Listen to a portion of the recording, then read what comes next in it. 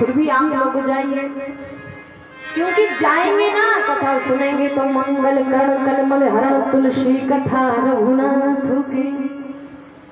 हमें जो कष्ट होता है, जो पीड़ा होती है, भगवान की कथा उस अमंगल का नाश कर देती है और हमारे जीवन में मंगल लाती है।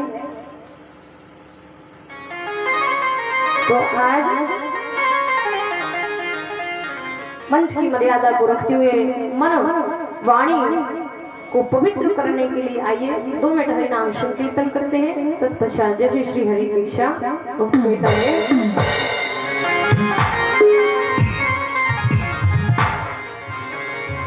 छीन ले हंस के सब काय मन, सखीरी मेरो राधा रमण।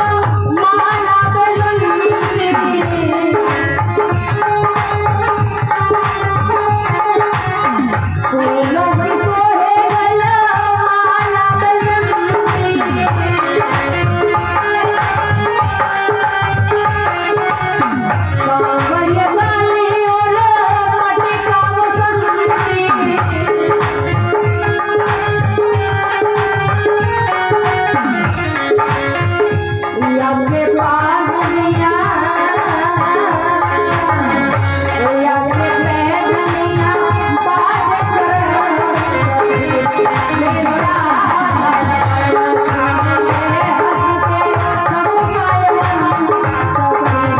मेरा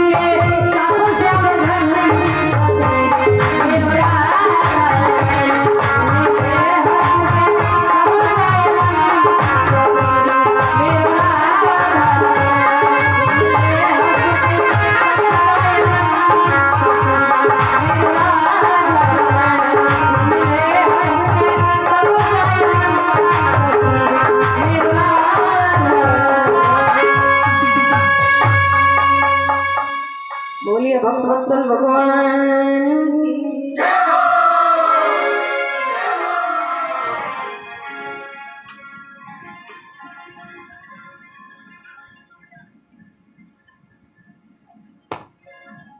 कल आप सबने कथा को श्रवण किया।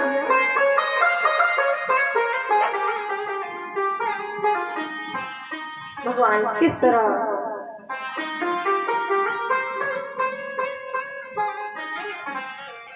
कोल भीलों से मिलते हैं, निषाद राज से मिलते हैं और गंगा पर पहुंचते हैं तो गंगा के उस पार आ जाते हैं। अब इधर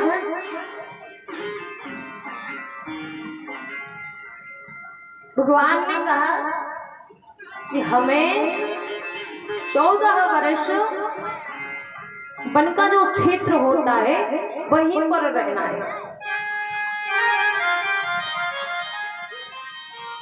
तो भगवान धीरे धीरे भरद्वाज मुनि के पास जाते हैं, उनके आश्रम में जाते हैं, थोड़ा विश्राम करते हैं। तब प्रभु भरद्वाज पहनाए।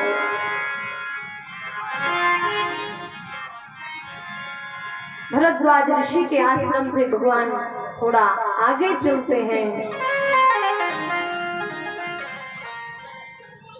और देखते ही देखते भगवान वाल्मीकि आश्रम पर पहुंच जाते हैं।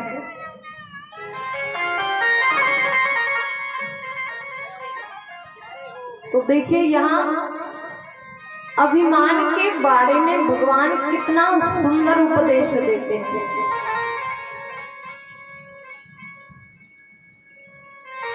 भगवान ने कहा कि हम क्षत्रिय हैं, हमारा धर्म है कि जो संत महात्मा मुनि होते हैं ना उनके चरण छूने हैं।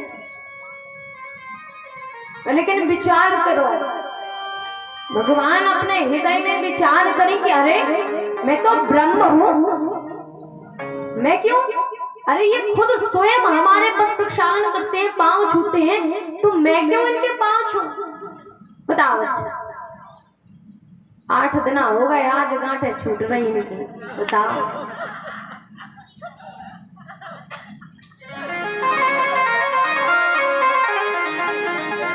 बोलिए ध्यानाथ की। देर आए तो रास्ता आए है कि नहीं? कभी आए आ तो जाए तुमसे तो। आज भगवान जैसे ही वाल्मीकि आश्रम पर आए ना, भगवान ने प्रणाम किया। भगवान सोचते कि अरे मैं तो ब्रह्म हूँ, मैं इन्हें क्यों प्रणाम करूं, ये नित्य प्रतिदिन हमारा ही तो भजन करते हैं। लेकिन ये परमात्मा का भाव है। आज भगवान जैसे ही आश्रम पर आते हैं कि मुनि का है राम दंडवत की,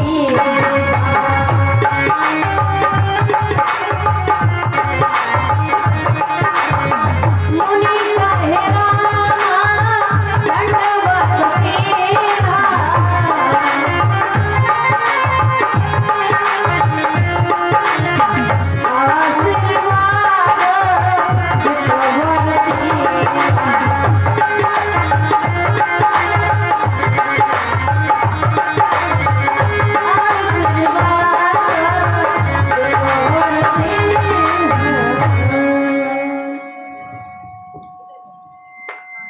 महर्षि वाल्मीकि को बड़ा आनंद मिलता है, बड़ा भाव आता है कि देखो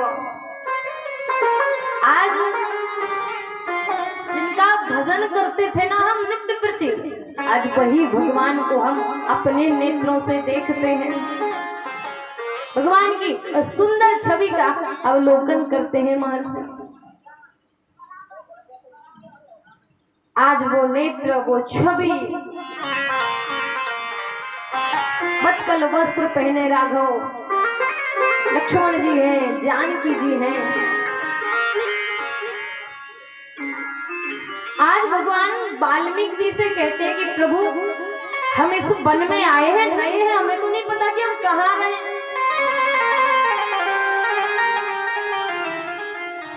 आप हमें रहने के लिए जगह बताओ।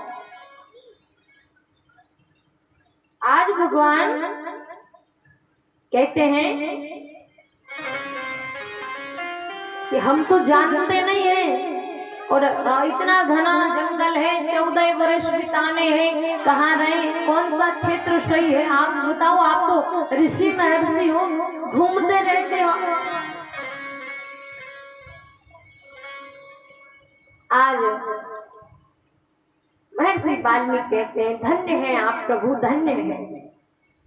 अरे मेरी पढ़ाई के लिए कि संसार आगे चलकर महर्षि वाल्मीकि की पढ़ाई करेगा कि जिसमें राम जी को स्थान होता है।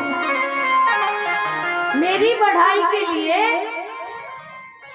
आज आप मुझसे स्थान पूछते हो।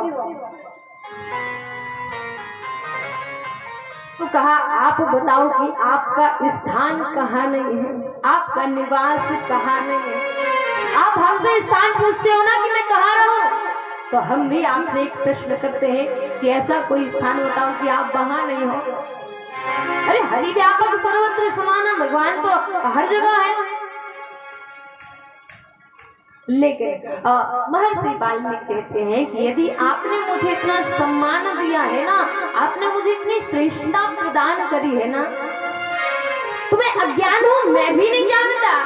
लेकिन महाराज आप मुझे जनाना चाहते हो कि मैं भी जानूं कि सो ये जाने जहे से हो जनाना,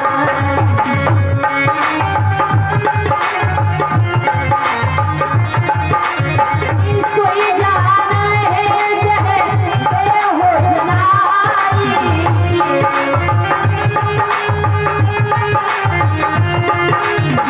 जाना तो तुम्हारे तुम्हें हो जाए,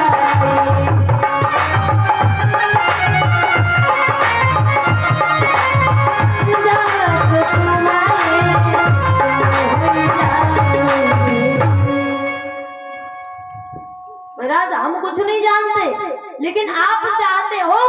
मैं जानूं तो जानत तुम ही हुई जा। फिर संसार में वो इतना जानता है ना कि उसे कुछ और जानने की आवश्यकता नहीं पड़ती। आज वाल्मीकि जी कहते हैं आप पूछते हो ना तो कहा ठीक है। आज महर्षि वाल्मीकि जी 14 जगहों पर भगवान का निवास बताते हैं कि भगवान 14 जगहों पर निवास करते हैं। अविद्या का भी निवास 14 जगह होता है। भगवान का वनवास भी 14 वर्ष का है। आज भगवान जैसे ही महर्षि वाल्मीकि कहते हैं कि चित्रकूट गिर करहु निवास, माने जहाँ ज्यादा राक्षस है ना उसी क्षेत्र में चले जाओ। इसीलिए आए हो तो हम तुम्हें जल्दी भेज रहे, जल्दी पहुंच जाओ, जल्दी काम हो जाएगा। आज भगवान चित्रकूट में निवास करने लगते हैं। भगवान का जो वर्षकाल था ना 14 का वनवास का जो काल, तो भगवान 12 वर्षों तक चित्रकूट में रहे। अब इधर सुमंत जी जाते हैं तो उनका दिन में जाएंगे तो किस किस को उत्तर देंगे? सब पूछेंगे ना कि तुम राम जी और लक्ष्मण जानकी जी को लेकर गए थे, वापस लेके नहीं आए, तो हम किस किस को उत्तर देंगे? आज अंधेरी रात्रि में अवध प्रवेश कीन अंधियारे, आज अर्धरात्रि का समय अंधियारी रात में सुमंत जी महाराजा दशरथ के महल में प्रवेश करते हैं। और जैसे ही महाराजा दशरथ ने सुमंत को देखा ना तो जैसे प्यासा हजारों वर्षों से तड़प रहा हो और उसे कहीं एक बूंद जल दिख जाए, आज वो दशा हो गई महाराजा दशरथ की। आज कहते हैं अरे राम कहाँ है, हमारी पुत्र वधू जानकी कहाँ है, लक्ष्मण कहाँ है? आज अनेक प्रकार से सुमंत जी से पूछते हैं, लेकिन सुमंत जी भी बोलने में डरते हैं कि मैं उत्तर दूं तो किस मुख से दूं और क्या उत्तर दूं। सुमंत जी ने कहा कि हमने बहुत मनाया कि राम जी आप चलो वापस, राम जी नहीं माने, तो हमने जानकी जी से भी निवेदन किया कि आप चलो, आपको तो वनवास नहीं मिला। हमने लक्ष्मण से भी बहुत कहा कि चलो आपको तो वनवास नहीं मिला, आप घर पर चलो, लेकिन कोई नहीं आया। सुमंत कहते हैं गंगा के तट पर राघवेंद्र सरकार ने बट वृक्ष के दूध से अपनी जटाओं को बनाया, लक्ष्मण ने अपनी जटाओं को बनाया। महाराज हमें नहीं लगता कि अब राम वापस आए, वो गंगा के उस पार चले गए। हमने बहुत मनाया और हमें नहीं लगता कि अब वो वापस आएंगे।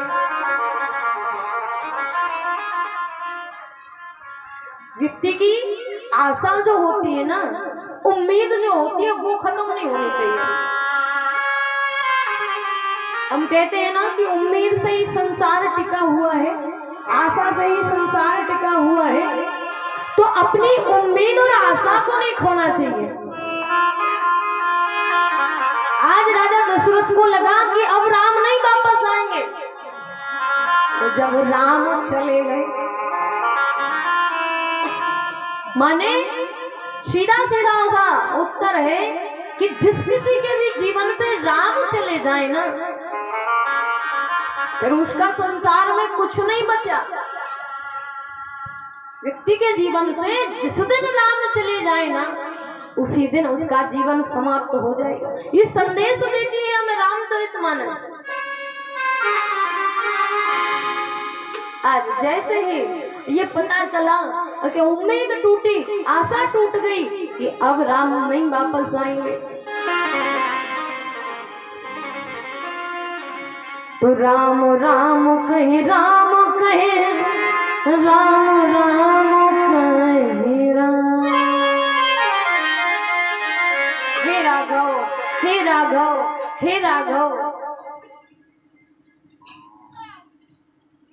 बहुत विलाप करते हैं आज महाराजा दशरथ। और मैं एक बात भी बताऊं, संसार में प्रेम भी वही है कि जिसके बिना जीना दुर्लभ हो जाए। अगर हम आपसे किसी से भी प्रेम करते हैं ना, तो प्रेम की परिभाषा भी वही है कि जिसके बिना जीना दुर्लभ हो जाए। वो प्रेम है, वरना स्वार्थ है संसार में।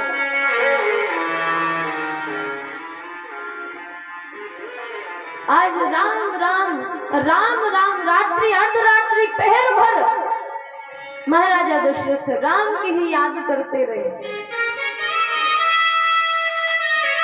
अंत में यह हुआ ना कि उनकी श्वास अवरुद्ध हो गई। वो कहते हैं, भगवान यदि मैंने जीवन में कुछ भी कृत्य किया है, सत्कर्म किया है ना, तो उन सारे पुण्य के बदले आज हमें मृत्यु प्रदान कर दो। जैसे मछली जल से प्रेम करती है ना, जल से बिलक कर दो वो मर जाती है, ऐसे तड़पड़ाने लगती है। सांप मणि से प्रेम करता है, मणि से अलग कर दो उसका तेज नष्ट हो जाता है, वो नष्ट हो जाता है, उसकी जो ऊर्जा होती है वो विलीन हो जाती है। आज महाराजा दशरथ उसी सर्प की भांति डले हैं और राम रूपी मणि उनके जीवन से निकल गई।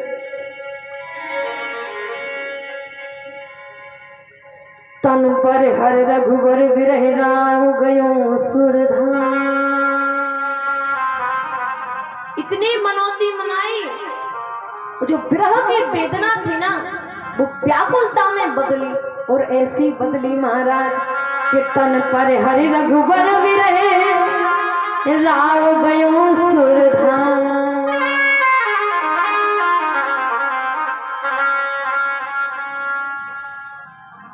तुरंत अपनी देह का त्याग कर दिया। मैं इस देह का तो त्याग कर सकता हूँ, लेकिन राम के बिना एक क्षण भी मैं इस संसार में रहना नहीं चाहता। और हम किसी से जब लगाव रखते हैं, प्रेम करते हैं ना, तो उसमें कुछ बताने की आवश्यकता नहीं होती, पहले से ही महसूस हो जाता है। आज जैसे ही राजा दशरथ के प्राण निकले ना, वहां भरत जी को महसूस होने, बड़ी व्याकुलता, बड़ी बेचैनी। रात्रि में शिव अभिषेक किया, बहुत प्रकार के, नाना प्रकार के दान किए। हे भगवान, अयोध्या में सब कुशल हो, मेरा परिवार कुशल हो। आज देखो, जिसके 4 पुत्र हैं, और आज अंतिम क्रिया के लिए एक भी पुत्र पास में नहीं।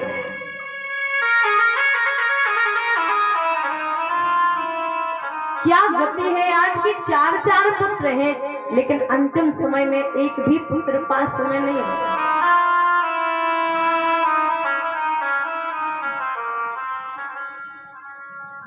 पहले के समय में बर्फ नहीं चलती थी, तो महाराजा दशरथ के शरीर को तेल में रखा गया।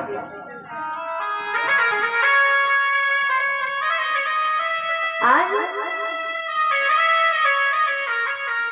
वशिष्ठ जी ने कहा सैनिकों से कि तुरंत जाओ और जो ननिहाल में भरत और शत्रुघ्न जी है ना, कैकई प्रदेश में, उनको शीघ्र लेकर आना। ये कुछ नहीं बताना कि हुआ क्या है, बस ये कहना कि गुरु वशिष्ठ ने शीघ्र बुलाया है। भरत जी भगवान की पूजा अर्चना कर रहे थे और बस मन में ऐसा विचार करते हैं कि भगवान अयोध्या सकुशल हो, हमारा परिवार सकुशल हो। इतने में ही देखा कि सामने अयोध्यापुरी के दूत सैनिक खड़े हैं। तो माने आज भरत जी को लगा कि वैसे तो हम महसूस कर रहे थे कि कुछ गलत ना हो जाए, लेकिन इन सैनिकों को देखकर कुछ अच्छा नहीं लगता। और सैनिक भी कहते हैं कि शीघ्र चलना है, वशिष्ठ जी ने बुलाया है। अरे वशिष्ठ जी ने क्यों बुलाया है? माता बुलाए, पिता बुलाए। आज बड़े वेग से भरत और शत्रुघ्न जी अयोध्या में आते हैं ना,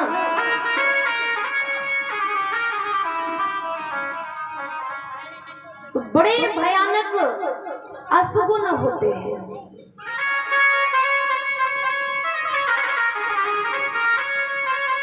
खर, शियार, इनको देखने से ही अब नहीं मानते। पहले खाली खेत दिख जाए बहुत मानते थे, बिल्ली रास्ता काट जाए बहुत मानते थे, अब नहीं मानते। खरशियार बोले प्रतिकूल, सुन सुन होए भरत आज भरत जी को वो खर की आवाज, सियार की धुनी ऐसी लगती है जो सूल माने हृदय में चुभ रहे हो।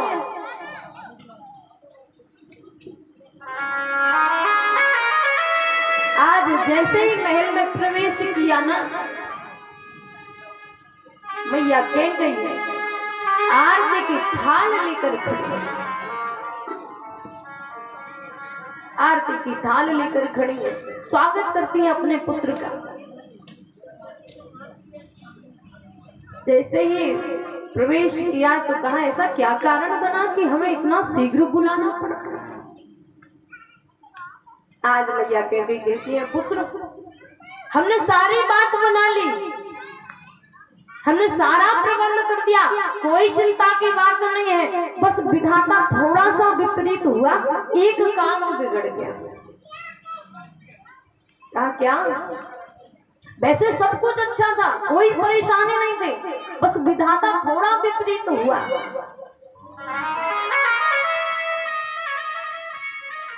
तुम्हारे पिताजी इस संसार को छोड़ गए।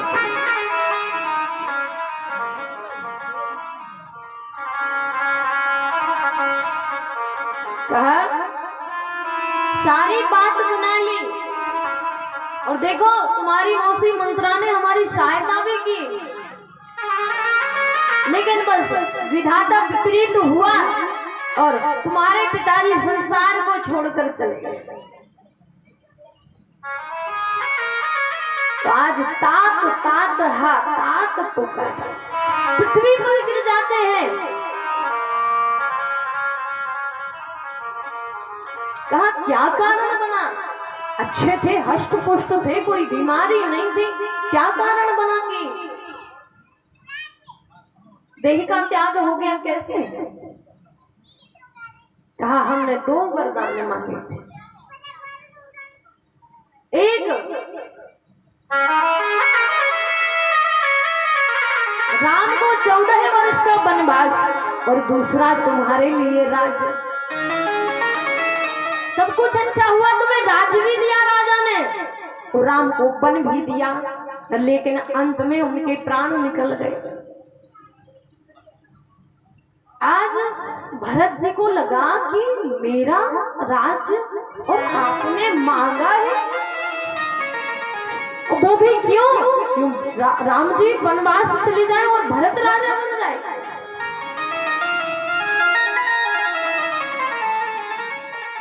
आज भरत जी भूमि पर गिर जाते हैं।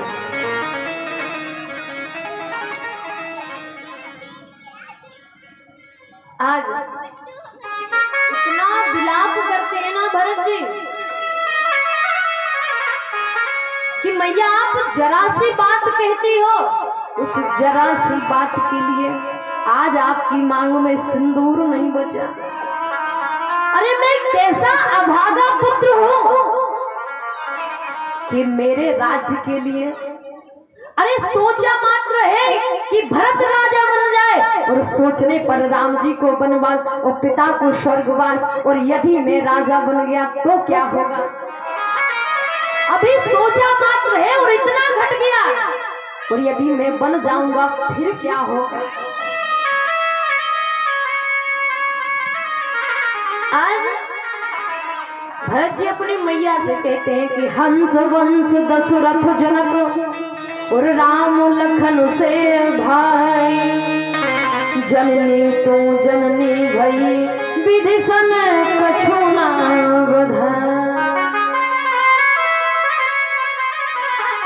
अरे संसार सत्य कहता है कि पुत्री अपनी मैया पर ही जाती है।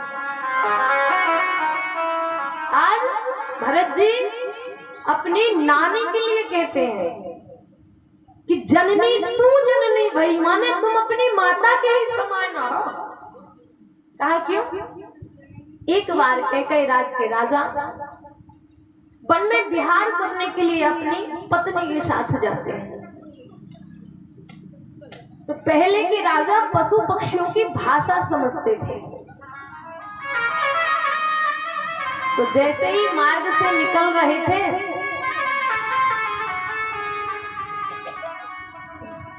तो एक हंस और हंसनी जल में क्रीड़ा कर रहे थे।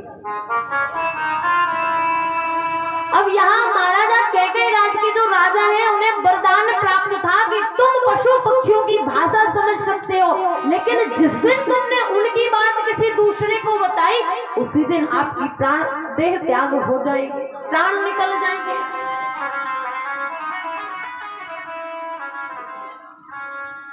अब वो पति पत्नी हंस और हंसनी आपस में कुछ चर्चा कर रहे थे।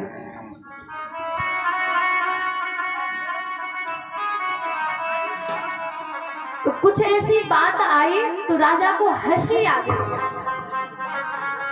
आज राजा को हंसी आई तो रानी ने पूछा कि आप हंसे क्यों हो।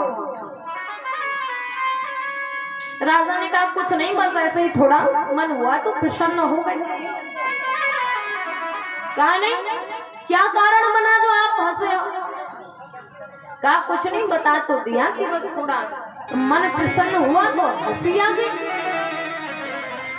अब महाराज नारे हट पकड़ कर बैठ गए, नहीं हंसे तो हंसे क्यों, हंसे तो हंसे क्यों। बहुत प्रकार से समझाया, अंत में कहा रानी यदि मैं बता दूंगा ना तो मेरी मृत्यु हो जाएगी। रानी कहती है एक बार नहीं 100 बार समझाओ, लेकिन बताओ कि हंसे क्यों। राजा कहते तुम कैसी पत्नी हो। अंत में जब बहुत प्रकार से समझाया नहीं मानती है, बता दिया, तुरंत देह का त्याग हो गया। तो आज भरत जी कहते हैं कि जननी तू जननी भई, अरे जैसी तुम्हारी माता की अपने पति के प्राण ले लिए, आज तुम भी उनकी पुत्री, तुमने भी अपने पति के प्राण ले लिए।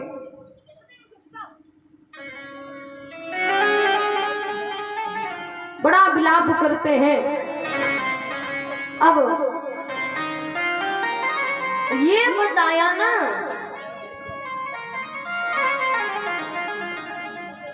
कि राम जी को वनवास दिया गया है, तो पिता की मृत्यु भूल गए। भरत जी पिता की मृत्यु भूल गए।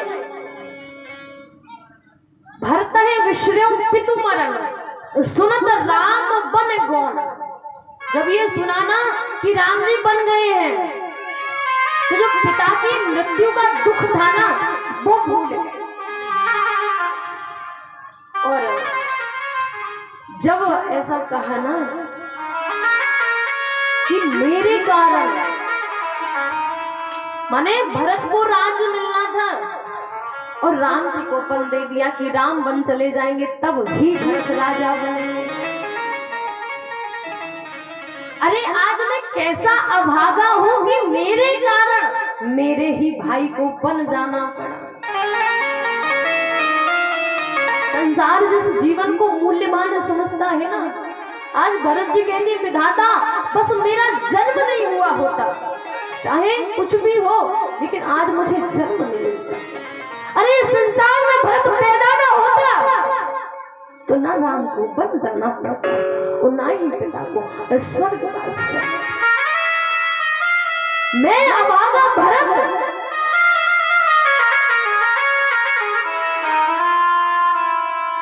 अरे संसार में मैंने किसी को अपना माना तो वो केवल राम थे। इसमें कैकेयी का कोई दोष नहीं है, सुमित्रा मंथरा का कोई दोष नहीं है, भगवान का कोई दोष नहीं है। दोष तो है जो केवल मेरा है, भरत का दोष है। अगर भरत ही संसार में नहीं आता ना तो भगवान को बनना अब केवल मात्र मेरे इसके लिए कि आपका पुत्र भरत राजा बने, तो ऐसे राज्य को मैं स्वीकार नहीं कर सकता। भैया कौशल्या के पास जाते हैं। आज मैया कौशल्या को दिखाई नहीं देता अच्छे से, तुरंत जाते हैं, लगता है राम ही आ गए, क्योंकि राम ही भरत का स्वरूप है। जैसे ही आंधी अंक में भर लेती है राघव, पता चलता है माँ मैं भरत हूँ, मैं वही अभागा भरत हूँ। भरत जी कहते हैं अगर राम जी के बन जाने में थोड़ा सा भी मेरा कारण हो ना, थोड़ा सा भी मेरी सहमति हो ना, 28 प्रकार के पाप गिनाए भरत जी ने। कहा अगर राघव के बन जाने में जरा सा भी मैं सहमत हूँ, जरा सा भी मेरा दोष हो, तो 28 प्रकार के पाप बताए। वो पाप अधम गति जो उन्हें मिलती है आज हमें। मैया कौशल्या कहती है संसार बदल जाए, भरत ये संसार बदल जाए, उल्टी जल की धारा बहने लगे, माता भी कुमाता हो जाए, पृथ्वी प्रलय पर आ जाए, लेकिन भरत तुम राम के प्रतिकूल नहीं हो सकते। भरत तुम राम के प्रतिकूल नहीं हो सकते। संसार बदल जाएगा, ये माता भी कभी कुमाता बन जाए, लेकिन भरत तुम राम के प्रतिकूल नहीं जा सकते।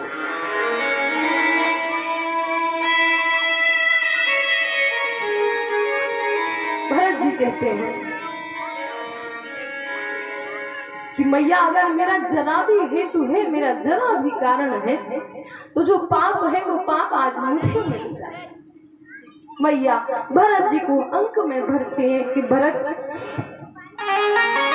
संसार प्रलय पर आ जाए, कुछ भी हो जाए, पर आप प्रतिकूल नहीं हो सकते, आपका इसमें कोई दोष नहीं है। आज